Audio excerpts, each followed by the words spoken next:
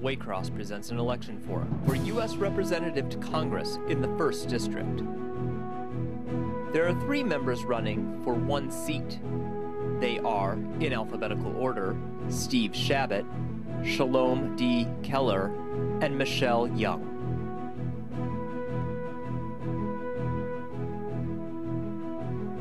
And good evening. I'd like to welcome you to yet another Waycross election forum, this being for U.S. Representative to Congress in the 1st District. I'm Jason Grisgoric, Waycross Community Media's Government Access Coordinator, host and moderator for this evening. I'm very fortunate to have 2 of the actual 4 candidates running. There is 1 extra write-in candidate. I do have with me tonight Mr. Steve Shabbat and Mr. Shalom D. Keller. Glad that you could both join us this evening. Thank you. Thank you.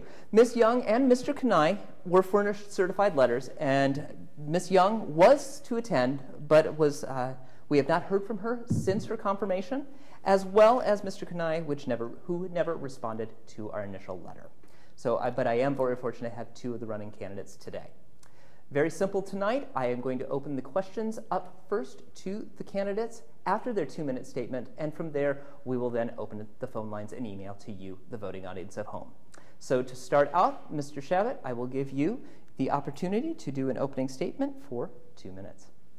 Thank you very much, Jason, and thank everyone for watching either this evening or perhaps one of the future rerunnings of this debate. We appreciate your involvement. Elections are important, and educating yourself on the candidates is part of that, acting as a responsible citizen, so thank you for doing that. I've represented this community in various capacities over the years. Of course, I think a lot of people know I practiced law, I was a school teacher. I've also been a member of Cincinnati City Council, where I served for about 5 years. I was a Hamilton County Commissioner for about 5 years. And then for the last 20 years, other than 2 years where I lost to Steve Driehaus and then defeated him in the next election, I've had the honor to serve this community in the United States House of Representatives. I think most people know I'm somebody that says what he believes. Some people agree with it, some people don't, and they get an opportunity, of course, at the polling booths to act on their opinions on what I do. But I serve right now, I think most importantly, as chairman of the House Small Business Committee. Since 70% of the new jobs created in the American economy are created by small business, it's a very significant committee, and work very hard to make sure that we create jobs not only in our community but around the country. I'm also a senior member of the House Foreign Affairs Committee and the Judiciary Committee. Foreign affairs is obviously very important. It's a kind of chaotic world out there right now. I've served as the chairman of the Middle East Committee and also chair of the Asia and Pacific Committee. And we need to keep the American people safe. That's the bottom line. What happens now overseas, whether it's in the Middle East or in North Africa or either in Southeast Asia, can affect the American people. So we need people who know what they're doing, people that will keep the American people safe here, and if they happen to be traveling around the world. And so look forward to the debate this evening. Thank you very much for listening in. Thank you. Mr. Keller, 2 minutes to you as well. Thank you. Hi, everyone. My name is Shalom Keller. I'm an Iraq and Afghanistan veteran and an advocate for peace. I studied math and German at UC. I've been living in Cincinnati for about 8 years. I'm a mathematician, a consultant, and a patriot. I'm about to be a father, and I'm very concerned about what sort of world I'll be passing along to my son. I enlisted in the Army because I wanted to support and defend the Constitution against all enemies, foreign and domestic. I'm running for the same reason. It was my honor to serve in the military, and I look forward to serving my country again. Thank you. All right. With that being said, it is now up to you, the voting audience at home. If you are joining us on October 3rd, please take part in this democratic process. Very easy. You can give us a call at 825-3971 or live at waycross.org. There are a few simple rules that we do ask you to abide by. 1, you must be a resident of the 1st District in order to ask questions, so please do so. Also, give your name, address, and phone number to the call handler when you do ask your question. Your name will only be used here on the air. And thirdly, please phrase the question so that it is aimed to all candidates. Please, no pointed questions. And at that, I begin the questioning here with Mr. Keller. Mr. Keller, first question comes to you, 2 minutes. What do you believe are the top 3 issues that are facing the 1st District? Well, the primary issue that is facing the first district is the economy. Income inequality is at an all-time high. The economy is stagnant because there is no money moving around, because the wealthy are hoarding it all for themselves and offshoring it. The national debt is climbing up to trillion. That's the difference between 10 to the 6 and 10 to the 12. 5 trillion, if not more, was wasted on the war in Iraq, which accomplished for us absolutely nothing. The second big issue that's facing our district is one that's facing the entire world: our bellicose foreign policy, our need to be the world's police, to meddle ourselves into every single little confusing conflict, so that in a country where there's no Al-Qaeda, there's now Al-Qaeda, and then Al-Qaeda, part of it became ISIS, and the other part of Al-Qaeda we have to fund to fight against the ISIS, except we're funding the ISIS to fight against the Syrian government, and it gets very, very confusing with all these little splinter groups. And Mr. Chabot over here has never met a war he doesn't believe in, except perhaps the one he didn't fight when he himself was of military age. The third big issue that's facing us is facing the world as a whole: climate change. The oceans are rising, and we here in the Midwest need to be prepared for what happens when an influx of refugees comes in from Miami that's now 9 feet underwater. How high will the food prices rise? Will there even be $1 with which to buy food when Washington is underwater? Thank you. All right. Mr. Chabot, 2 minutes to you, the same question. Top 3 issues you feel that are facing the First District. Thank you very much. I first probably ought to comment on one of my opponents' comment about not fighting. I guess he was referring to the Vietnam War. I was in high school during the Vietnam War, and it ended at the end of my freshman year of college. Was in the draft. Most of us remember our draft number at the time, but if called, certainly would have served, and I want to thank him for his service to our country and all the veterans in our district and all over the country. As far as the 3 main issues, I think the economy, getting the economy moving is one of the most critical issues that we have facing us. I mentioned being chair of the Small Business Committee. Since 70% of the jobs are created by small businesses, making sure that we have a thriving small business community here in our area in greater Cincinnati, but all over the country, is very important. And one of the problems they have is they're overregulated.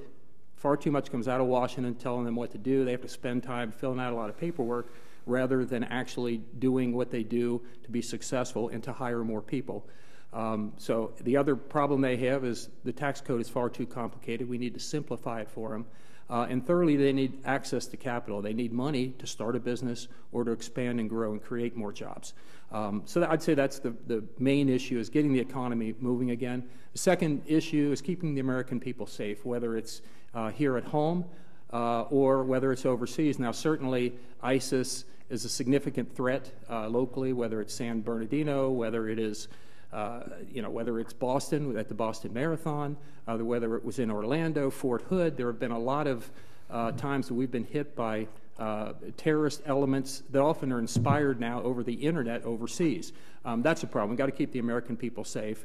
And then the government has just grown far too large. We need to reduce the size of the federal government. We need to get the government off people's backs and out of their wallets, and that's very important. And we do need to get the debt down. $20 trillion, far too much. All right. You may respond. It seems like a very open question. That's why I usually open to it. If you care to respond, I will give the option for 1-minute responses. Most of the new jobs that are becoming available now, and I know this better than my co-candidate over here because I actually have friends who are in the job market, people my own age. I have been in and out of the job market. And most of the jobs that are becoming available right now do not have enough hours, do not pay enough per hour, do not give sufficient benefits. Meanwhile, the corporations continue to make more and more money, and they hold it back, and that money is not in the economy. I don't have any money in my campaign because I can't take away money that could be going to help someone who needs it more than I do, one of the people flying a cardboard sign on the street corner. This man is sitting on $1 million. He raised $700,000 this year. He spent $300,000, so he has $400,000, and he's saving it for in 2 years. He doesn't even know how he's going to do as a congressman, but he knows that in 2 years he's going to run again. Thank you. Mr. Chabot, if you care to respond. Thank you. Well, I certainly don't apologize because a lot of people, especially in our district, have supported my campaigns, both as volunteers and also in contributions over the years. And so that's something I want to thank those people that have supported, and the people that can't afford to, I certainly understand that as well. But getting the economy moving has to be a very high priority. We still have, even though unemployment has come down, this is the slowest growing economy that we've seen since World War II, and that's just unacceptable to the American people. And a lot of that has to do with government policies such as Obamacare, which has been such a disaster for the American people. The people are paying more and getting less because of Obamacare. Dodd-Frank is another piece of legislation that's made it harder and harder for both large corporations, but especially small businesses, to get access to capital so they can grow and create more jobs. So those are some of the things that we need to continue to work on. All right. Next question for you, Mr. Chabot. Both of you indicated economy was the major first point that is affecting the district. Let's start there. How does one start to boost that? I know we started talking about jobs and the like. How do we get that going? How do we spur the businesses back to the first district? Well, the first thing that we do is not rely upon the federal government to be big brother and take care of us, either us or small businesses or the corporations, for example. Far too much time is spent by job creators and just figuring out what the federal government is going to do to them. I mentioned Obamacare. That's a good first step. It's been an absolute disaster. In essence, right now, we have these exchanges where the insurance companies, they're not making any money. It's set up just outrageous. Many people think, and I have a tendency to wonder, if it wasn't set up the way it was, so it would fail. So we basically have a single payer or a national health care program like some other countries have. That's not the way America has ever operated. I think that would be I think we would then. We have people from Canada that come down to the United States to get their treatment because it's so behind what you get in the U.S. And so the last thing we want to do is have more and more government involvement. I mentioned Dodd-Frank before. That's another real problem that we've had. And what this was a response to the economic meltdown that we saw back in 2008. It was targeted at the so-called too big to fail banks. What it did is it has actually affected the community banks, the credit unions, and you got a whole new level of federal bureaucracy looking over the shoulders of these folks, and so small businesses are unable to get the loans that they need to expand and grow and create more jobs. And when I say create more jobs, the administration likes to brag about the unemployment rate coming down. But I think the unemployment rate is really a lot higher than around 4.9% that they say it is right now, because that doesn't count the fact that a lot of people have given up looking for jobs. The economy is so bad, and so they're not even counted anymore. A lot of people are working part-time who were full-time, and a lot of people are underemployed. And those are things that, again, we have to work on. Right. Mr. Keller, same question. How do we spur growth and job development here in the First District? The minimum wage is too low to make a living off of. I don't know when's the last time you've had to worry about whether or not your bill was going to get paid that month. But the people are suffering. They don't have enough to pay their bills month to month. They are one car malfunction away from being out on the streets. You talk about all these regulations that we have too much of. We don't have enough regulations, and we've had an atmosphere of deregulation since the 1980s when I was a little kid that has caused all our manufacturing jobs to go down to Mexico. You voted in favor of NAFTA, did you not? NAFTA is why there are no more jobs in Ohio. And now they want to push through the TPP, which is going to send even more jobs to China. And why does China have most favored nation status in regards to trade? Why don't we impose tariffs? Congress has the authority to do that, to impose tariffs on nations, on imports from nations where they torture dissidents. Oh, wait, I forgot. We torture dissidents there, too. We have our secret courts and our secret prisons that you voted in favor of. We've lost our right to be secure from search and seizure, our Fourth Amendment right with the USA Patriot Act that you voted in favor of. And the 2008 recession was caused by the repeal of Glass-Steagall, which you voted in favor of. Okay. Mr. Shabbat, you have a minute to respond. Well, there's a lot of charges there, so I'd clear up a couple of things. The first one that my opponent has apparently accused me of is voting for NAFTA. NAFTA was voted on when I wasn't even in Congress yet, so I didn't vote for NAFTA. As far as the minimum wage, yeah, I'd like to see wages go up on as many people as possible, especially folks in lower income levels, because it would make a lot more difference in their lives than somebody at a higher income level if minimum wages were raised. My view is that if we're going to raise minimum wage, it should be done at the state level, not by the federal government, because, for example, wages in rural Mississippi are and probably should be far different from in New York City, for example. But to raise at the federal level minimum wages that's going to affect everybody all over the country, regardless of where they're at, really doesn't make sense. And Mr. Keller, you can respond from there. Mr. Shabbat has a lot to say about how the federal government is doing too much. Yet he has been in the federal government for 2 decades, except for 2 years when he took himself a little vacation.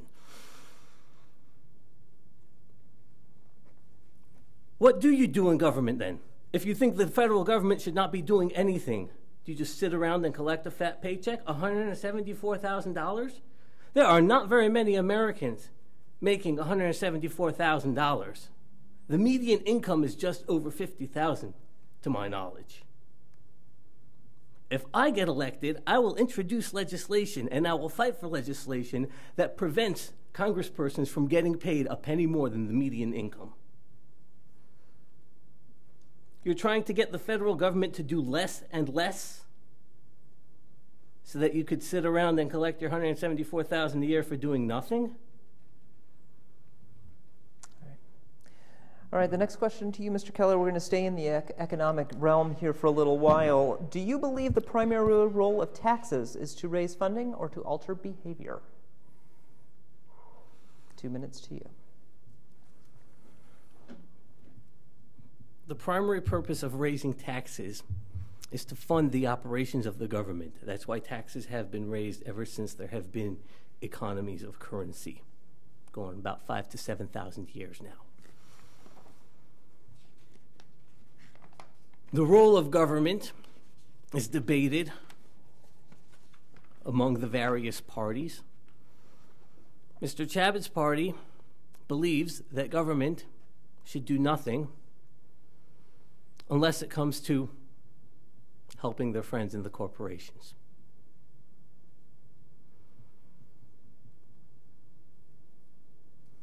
I think there's a lot that government could be doing, but one thing that the government could be doing a lot less of is fighting wars overseas, pushing people's buttons.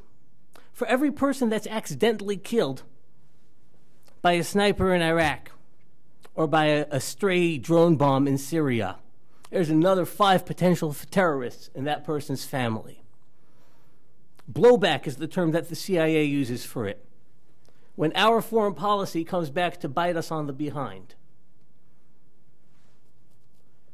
Iran is hostile to us now because we staged a coup in 1953. Bin Laden, despite us having helped him free Afghanistan from Russia back in the late 70s, turned against us in the 90s because of our continued support for Israel, despite their repeated violation of international law.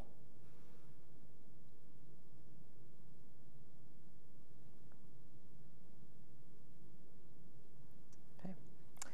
Thank you, Mr. Keller. Same question to you, Mr. Shabbat. Do you believe the primary role of taxes is to raise funding or alter behavior?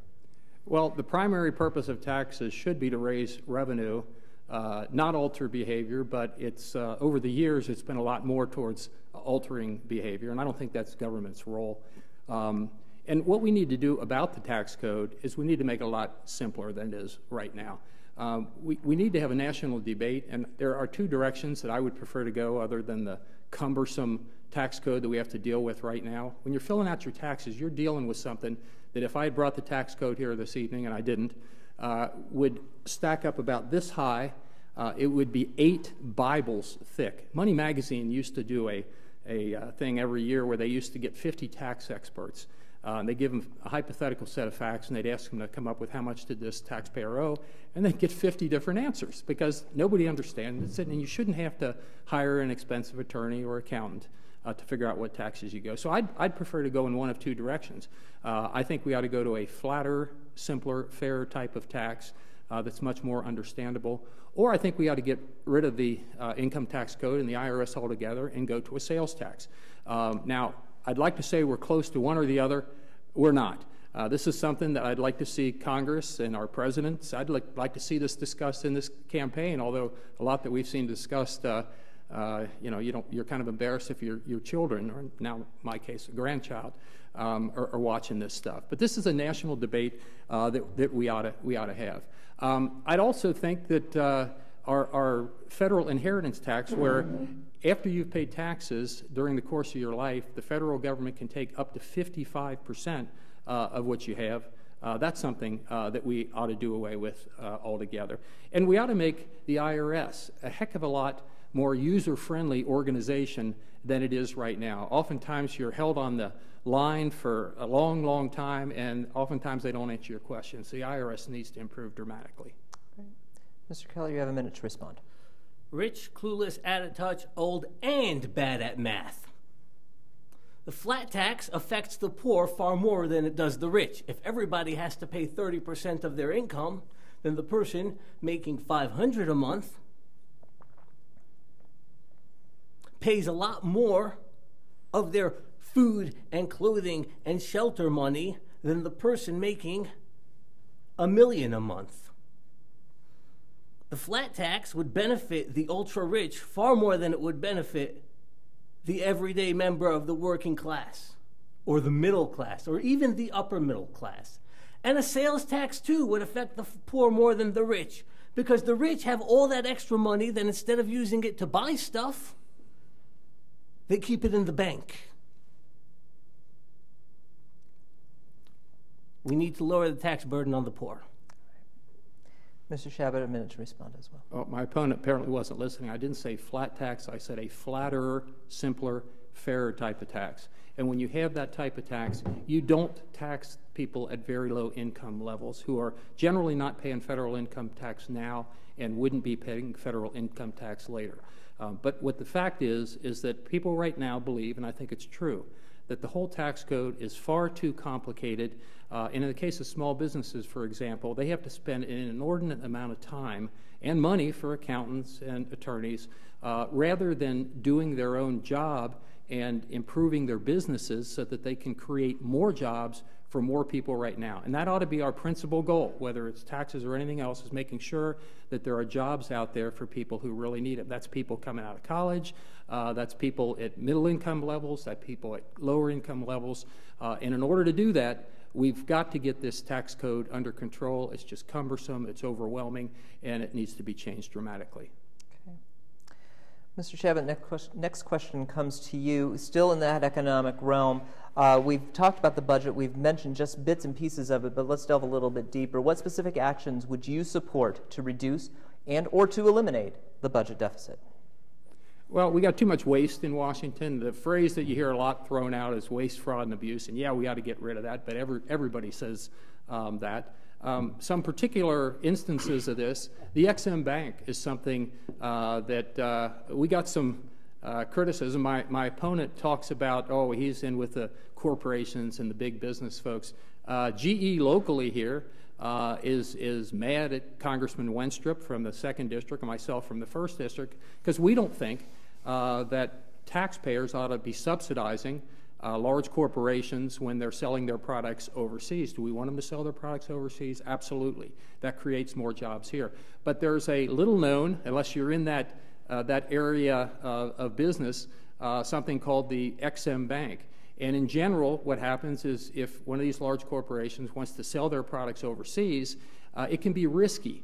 They don't want to take that risk. So they've set up a special bank that's funded by tax dollars, and they think that rather than the big corporations taking the risk, you ought to take the risk, the American taxpayer. We said no. I've consistently voted against that throughout my career. We had it stopped, and then the big corporations came in and weighed in and got Congress to turn around. Congressman Wenstrup and I didn't. We think it was wrong then. We still think it's wrong. But that's the kind of waste, fraud, and abuse that we need to get rid of. Another thing is something called the Market Access Program. This is a program that I've, again, put in amendments to get rid of for years. Unfortunately, we haven't been successful, but we've tried in the past and we'll continue trying.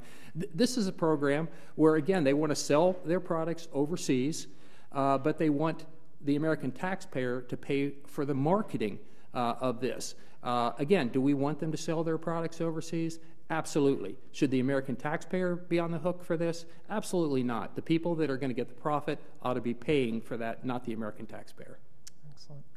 Mr. Shalom, Mr. Keller, 2 minutes to you as well. The programs that you talk about cutting, sir, do not spend that much money compared to the national debt. The difference between $1 trillion and $1 billion is $999 billion. Your colleagues, the Republicans in Congress, occasionally aided by the Democrats, keep on trying to cut the SNAP benefits, the food assistance for the poor. If you try to pay down a $17 trillion national debt by paying $74 billion a year, you'll pay off your debt in a little over 2 centuries, not including interest. The biggest place where we have to make a cut is in our military spending. We need to take a sharply different tack in foreign policy and pursue a policy based on peace and diplomacy rather than a policy of sending our soldiers to die all over the world. We have not accomplished a single thing in Iraq. We've lost trillions of dollars. Lost. The Pentagon's audit says they misplaced $6 trillion. They didn't misplace it. It went out in the form of bakshish and graft and other sorts of kickbacks and payouts. Money changes hands all the time in war, and nobody keeps track of it. That's why we're $5 trillion deeper in debt now than we were 15 years ago when I was voting for the first time. Mr. Shavit, 1 minute to respond. Yes, my opponent said that nothing, not a single thing was accomplished in Iraq. I would vehemently disagree with that. A lot of our brave men and women who fought both in Iraq and Afghanistan, some of whom gave up their very lives, I think they were very honorable people who I think did what their country told them to do. Unfortunately, I think a tremendous mistake was made after a relative stable situation had been attained in Iraq. This administration, the Obama administration, made a terrible mistake by pulling all the troops out of Iraq. And in essence, I think a lot of people believe that that was the start of ISIS, which we've seen go through the Middle East, attack us here at home. That was a real tragic mistake. Just as we did in Korea and in Germany after the war, some troops had been intended to stay there. They weren't. My opponent mentioned SNAP, which is the food stamp program. A lot of waste there, but don't have time because I'm running out of time here on that question. Correct. And Mr. Keller, a minute to respond. Thousands of soldiers died. Hundreds of thousands are injured, maimed, traumatized. Trillions of dollars down the hole. Not to mention over 1 million Iraqis killed, injured, refugees. The region is less stable now as a result of our invasion of Iraq, which I might remind you was based on a pack of lies. There were no weapons of mass destruction in Iraq. There was no period of relative stability. I don't know what you were doing during the Iraq War, but I was, for the first year of it, being in Iraq. At that time, it was relatively stable. And then it just blew up because the Bush administration mismanaged the invasion and had no plan for what they were going to do after the invasion. All right. If you are joining us on October 3rd, 2016, you can join in on this democratic process. 825-3971 is our phone number. live@waycross.org is the email. All questions will be answered tonight. Please join in. Continuing on, building basically off of what was being said here, I'm sensing a lot of issues dealing with security, and that is something that we're seeing within the national campaign as well as here at home in the 1st District, with threats with groups like ISIS and even to the degree of North Korea. How do you see, and how do you believe that there is a means to end this unfortunate threat that keeps threatening us? Mr. Keller, I'll start with you for 2 minutes. Our invasion of Iraq is what created ISIS. Before we invaded Iraq, there was no Al-Qaeda in Iraq. After we invaded Iraq, there was Al-Qaeda in Iraq. Before we invaded Iraq, people in downtown Baghdad didn't have to worry that maybe a car bomb would explode that day. Nowadays, they have to worry about it. You can go around blaming the Obama administration for 8 years of mismanaging foreign policy in the region, but both your parties have the same foreign policy. It's a foreign policy of expecting our soldiers and Marines to die for other people's interests on the other side of the world. Halliburton is billions of dollars richer on account of the war. Many military contractors have made lots of money. Soldiers get the regular pay and maybe a little bit of an extra hazardous duty pay.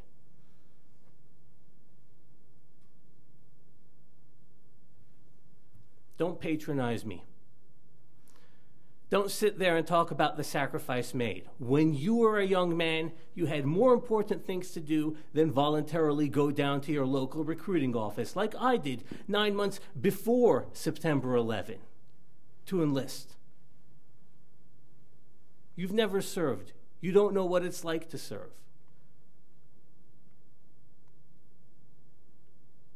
Yet you have no problem sending other people's children to die for your wars. Mr. Shabbat, 2 minutes to you as well. Well, most of the people in our congressional district haven't served, but that doesn't mean that they're not patriotic people who respect our veterans who did serve. And even though you've been particularly hostile this evening, I respect your service, and I want to thank you for that service. Don't patronize me. Okay, you're saying I'm patronizing you. I'm not patronizing you. I do believe that there are many, many people that served our country, not there only, I mean, served in the Gulf War, served in Korea and World War II and other things that the United States has been involved in over the years, and I do believe that we need to make sure that we're taking care of our veterans when they're here at home. And that's something that we need to improve on greatly as well. The Veterans Administration Hospital here in Cincinnati that I've been to many times, meeting with the veterans there. I met with our troops both at Bethesda Naval Hospital and other hospitals where they had grievous wounds. And unfortunately, they don't get the care and the service that they deserve sometimes. So we have to make sure that we're taking care of our veterans. Now, the overall question here was, what do we do to keep us safe, and what about the various things that we're involved in right now? Obviously, there's a diplomatic element to this. We need to have countries that we agree on. We can't be the world's policeman, but we have to be involved.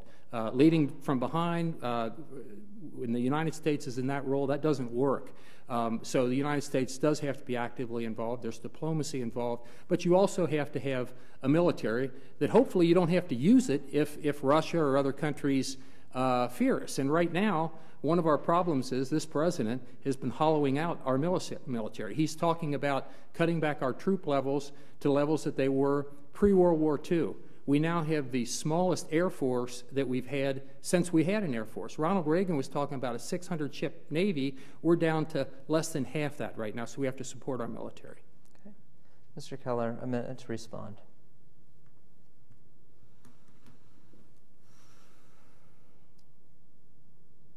We have no business in Syria and in Iraq. We have no business right now beating the drums of war with Russia. We have no business trying to provoke China into war. We have no business in Haiti. We have no business in Japan. We have no business in Korea. Those countries need to look out for their own security and need to look to their own neighbors in the region for security. Our strategy of building a big bloc with our biggest military has just created for us more and more smaller and smaller enemies who do things like fly planes into our skyscrapers. Mr. Chabot, a minute to respond. Well, we certainly don't want to provoke China into a war, but we do need to make sure that the United States is involved and committed around the world. One of my opponents here this evening, the only one that actually bothered to show up here this evening, is really espousing is isolationism, which doesn't work. If the United States is not involved around the globe in a responsible manner, small problems get much bigger, and they end up hitting us here on our own soil, as we saw at Pearl Harbor, as we saw on September 11th. And so we have to be engaged around the globe. Some of it's militarily, but it means that we're in a defensive posture, not offensive. The United States isn't the one that's going around causing wars around the world. What we're doing is trying to keep the peace so that not only are we safe overseas, but especially we're safe on our own soil. And a lot of people right now don't feel that we're safe on our own soil. Actually, Mr. Chabot, that brings us to the next question that I was kind of revolving towards is, of course, U.S. border relations. And how would you address those who, let me rephrase the question. What actions would you support to secure the U.S. borders and address those who are in this country illegally? We clearly do need to have border control. And we don't have border control at our southern border right now. We have people flowing over from Mexico and actually from other countries, Guatemala, Honduras, and others in Central America. Now, some of that has to do with the fact that there's a lot of instability in Central America right now. You got a lot of drug gangs because of cocaine and other narcotics, and these gangs threaten a lot of the young people especially. You either join up our gang or literally we'll kill you. I mean, that's something what these drug gangs are doing down in Guatemala and these countries in Central America. I was down there a few months ago. And you might remember last summer we had a lot of young people, unaccompanied young people, coming across our Mexican borders from South America and Central America. So one of the things we need to do is help to stabilize those areas to make it a little better standard of living down here so those kids, unaccompanied kids, don't flee to the United States. Now, do we need a wall? Yes. Actually, Congress has voted to build a wall on the southern border quite a few years ago, and some of it has been built. One of the presidential candidates is talking about building the wall all across the border, and we do need to make sure that southern border is secure.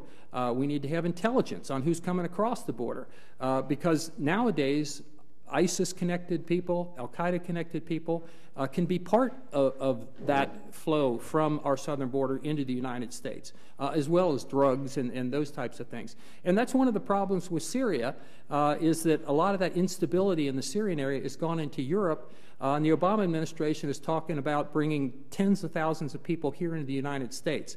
They need to be vetted completely before they come to the United States. We have to make sure that we don't have terrorists coming into our country through this no border control. Thank you. Mr. Keller, 2 minutes to you. First off, people are coming here from Mexico because our trade policies have ravaged the Mexican economy, which is what caused the situations with all the drug gangs. Secondly, when you say young people were coming off the border, over the border, what you actually mean is children. Children as young as 6 were being sent north from Guatemala and Nicaragua through Mexico by their families because the situation there is so dire because of our trade policy. So these are problems that we have created. Right now, thousands of people are being held without trial in large detention centers throughout the Southwest.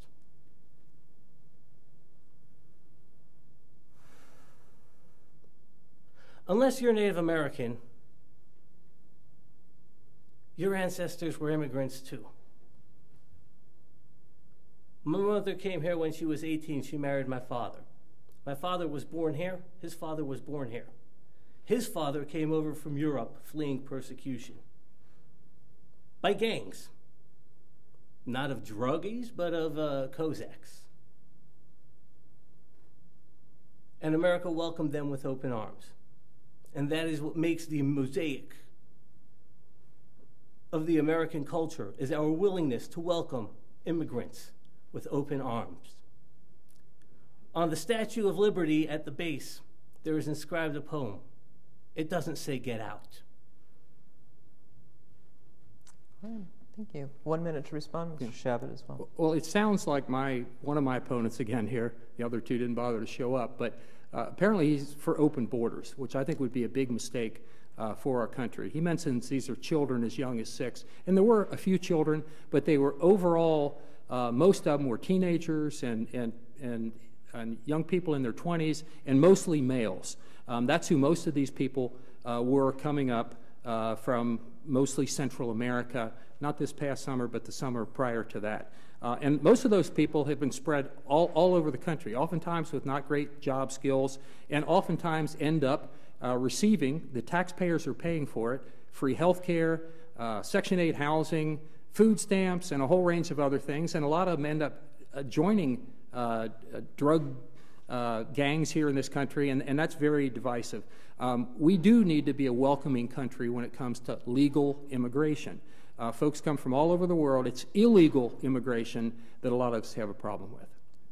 Mr. Keller, 1 minute to respond as well. We could start by getting rid of discriminatory immigration quotas. It's mostly the young males coming here because they are the ones who are able to make money. Why? Because we hire them. Not me. I don't have the money to hire people.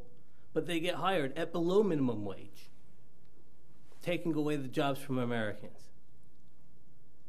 If you were to prevent the farmers from hiring immigrant labor or force them to pay a living wage, they might have Americans working for them.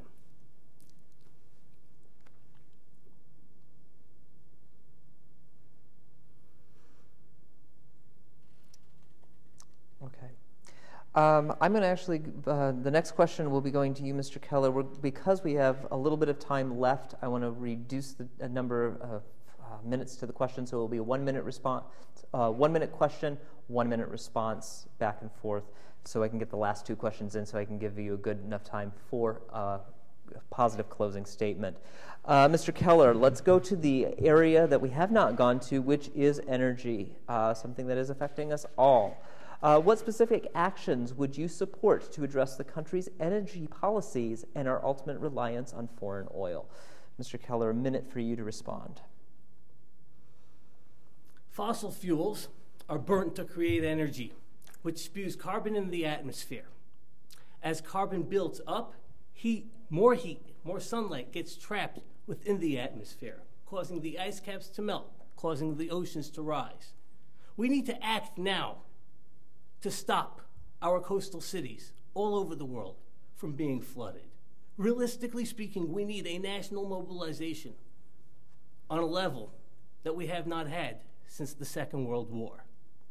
We need to replace the burning of fossil fuels with clean energy, like solar energy and wind energy and hydroelectric power.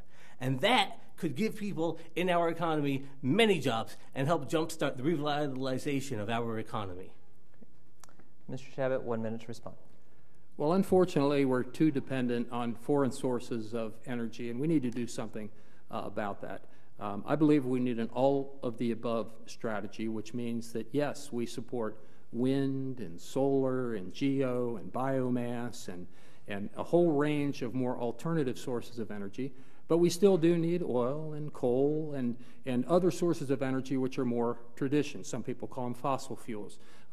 We need to make sure when those are being burned that they're done safely as possible. Nothing that we do is completely safe.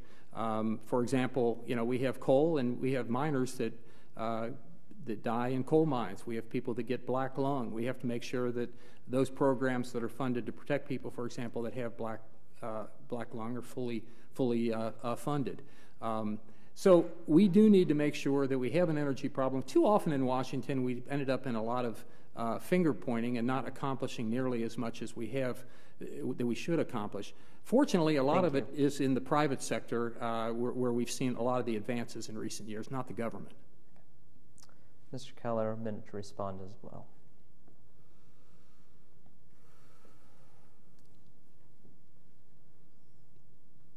Climate change is real. Burning fossil fuels that come from fossils, pumps more carbon into the atmosphere, which causes the sea levels to rise. We need to act now to replace our consumption of fossil fuels with clean energy. Waiting for the private sector to do it is not going to happen because they'd rather make the most money that they can off what little coal and oil is left. In the meantime, they are creating earthquakes. Fracking creates earthquakes. Why, after that 5.6 earthquake that was felt over several states that had never felt an earthquake before, do we still frack? Thank you. And Mr. Shabbat. Thank you.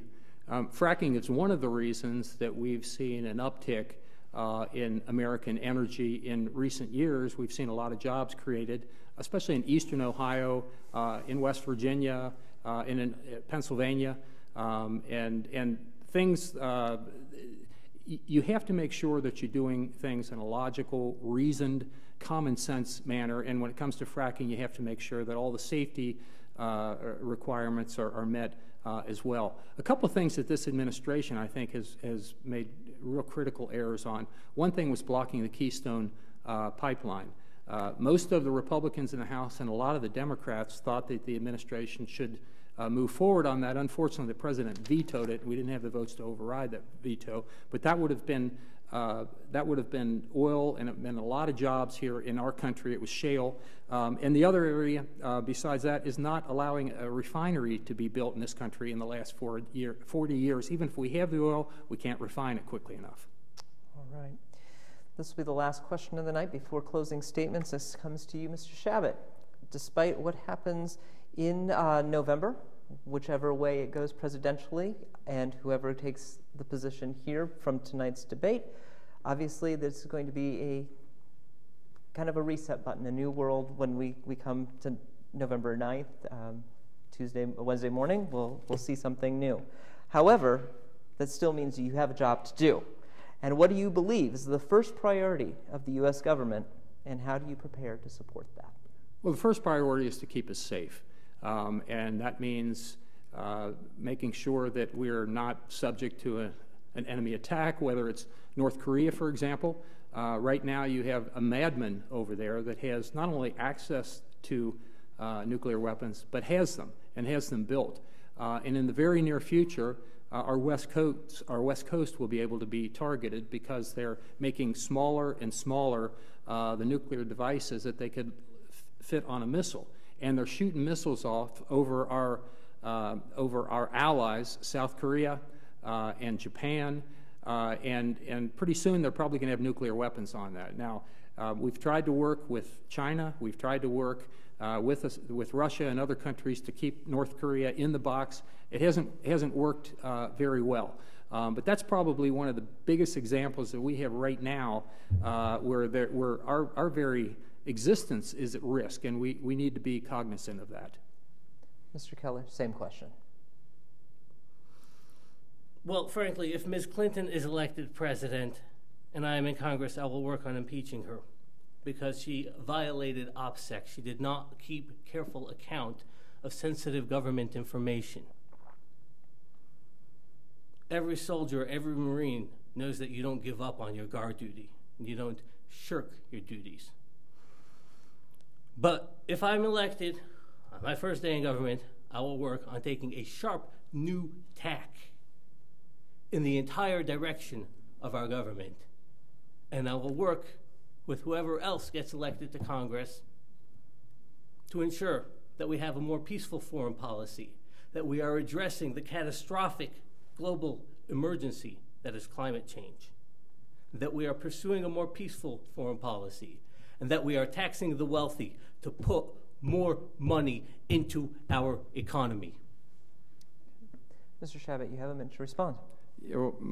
Again, one of my opponents here mentioned Hillary Clinton. He wants to impeach her.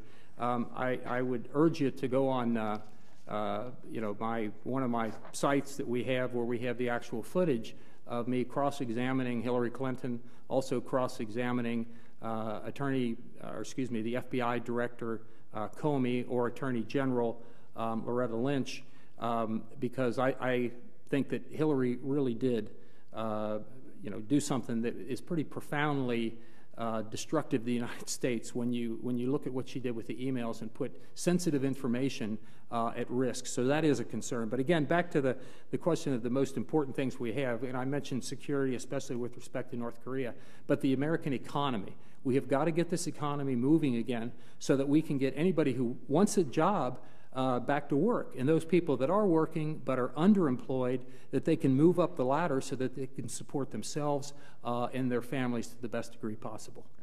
And Mr. Keller, you can close the question. We improve the economy by taxing the wealthy, because right now they are hoarding the wealth, and so the economy is stagnant. An economy needs currency like a body needs blood. And when the rich sit and the big corporations sit on millions of dollars and they jack up the prices of the EpiPen and insulin, diabetics medication, and people with allergies, emergency life-saving medication, they jack it up by 200, 300, 500%, so they can raise their salaries from $2 million to $18 million a year. Those people need to be taxed at a very high rate. Not quite 92%. That's the highest they've ever been taxed. But we need to put the money back in the economy, and we need to pursue a better trade policy, one that keeps jobs here instead of shipping them to Mexico and to China. All right, we have actually made it to the bottom of our time, and I want to be able to give our constituents here a proper closing statement, so I will be giving it to them, starting with Mr. Keller for a minute closing statement. Mr. Keller, minute to you. Fellow citizens, I don't want to run for Congress. I'm running for Congress because I feel called to do it. Because this gentleman here, I hesitate to say opponent. I'd much rather call them co-candidates. My co-candidate and his colleagues, whether Republican or Democrat, have been acting for far too long in the interests of the people who can come to their office, the lobbyists, the wealthy, and not in the interests of average, everyday Americans. I promise this: if elected, I will not hold a closed-door meeting. I will have a video camera at every meeting, unless it pertains to national security. Thank you for your time. Mr. Shabbat, 1 minute closing statement to you as well. Well, thank you for listening to the debate this evening. Just so people know, I listen to anybody who wants to come in my office. They don't have to be a lobbyist or somebody that's contributed to a campaign or anything like that. If you'd like to meet with me, just give my office a call. We're happy to meet with you either in the Cincinnati office or in Washington. We also have an office in Lebanon. It's in Warren County, because Warren County is part of our district as well. Again, as far as issues go, we need to get the economy moving, get people back to work. And we need, as far as international affairs and defense, we need to make sure that the American people are safe. And now we know that terrorist organizations like ISIS, they can not only harm us overseas, but they can harm us right here on American soil. So we have to make sure that we're safe. I always look at this, every vote that I cast, what do I think is in the best interest of the people of this district? And what's in the best interest of the country. And I've looked at every vote like that in the past. I will continue to do that in the future. Thank you for the honor of representing you. Thank you both for joining us this evening. I greatly appreciate your time. Thank you. Thank you, Jason. And I'd like to thank all of you who have joined us as well. We've given you the information and you had the opportunity to listen to those candidates who are running for Congress in the 1st District. Now it's your turn. If you need more information, you can always listen to and watch any and all of our Waycross election forums now throughout the entire election season up till Election Day. If you need more information about candidates and issues, you may also go to votehamiltoncounty.org. That is the Board of Elections website. There you can get all the information you need as well. Remember, early voting does begin October 8th. Take advantage of that if that is something of importance to you. But the most important thing is that you've gotten the information here tonight and that you're able to take that information and make a more informed vote when it comes November 8th. Thank you and have a great evening. Waycross takes no position on candidates or issues. We do these forums so that our residents may be better informed voters for the November 8th election.